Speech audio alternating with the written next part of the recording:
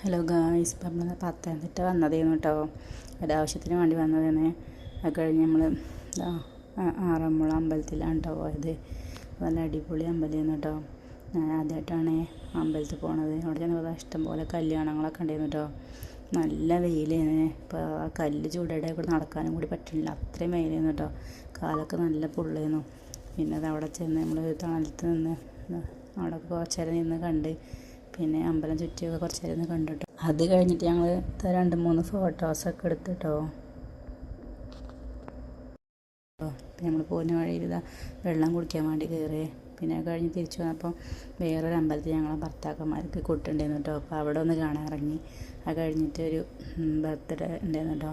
അപ്പോൾ അവിടെ പോയി ഫുഡും കഴിച്ച് വൈകുന്നേരം അപ്പോൾ വീണ്ടും നമ്മൾ ഉത്സവം നടക്കണം. അത് കുട്ടികളെ അച്ഛന്മാരാണ്ട് പോകണമായിട്ടോ.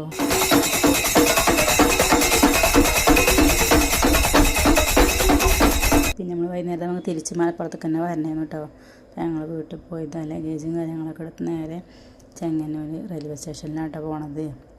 അപ്പോൾ നമ്മൾ 11 മണിക്കാണ് ട്രെയിന്. അപ്പോൾ കുറച്ച് നേരം വെയിറ്റ് ചെയ്ത് കഴിഞ്ഞാൽ ട്രെയിനൊക്കെ വന്ന് നമ്മൾ കയറി. കുട്ടികളും ഞങ്ങളും മാത്രമേ ഉള്ളായിരുന്നു. അപ്പോൾ കുട്ടികളൊക്കെ ഉറങ്ങിയപ്പോൾ ഓരോരുത്തരും ഓരോ സൈഡ് കിടത്തി നമ്മളങ്ങനെ പോകുന്നു കേട്ടോ മലപ്പുറത്തേക്ക്.